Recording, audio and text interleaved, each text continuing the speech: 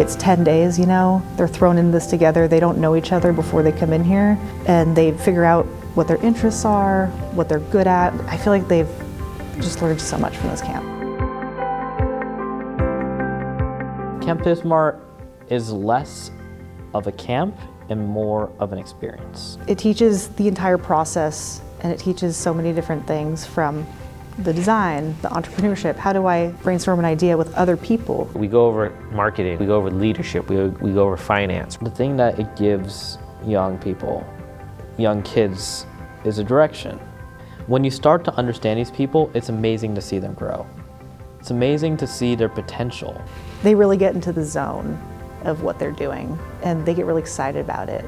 The best thing about it is they all had different personalities, so you would see it come out in different ways, and you kind of see how you have to adjust to people's vibe, and I think that's extremely important in the real world. With the lessons taught at Camp BizSmart and the courses, it's super relatable in real life in the future when these kids grow up. This was not just another summer course that was done for a kid, but really a kickstart to someone's career. Whether they start their own company, whether they just are an employee at a company, I think all these lessons here are super important to just growing as a human being.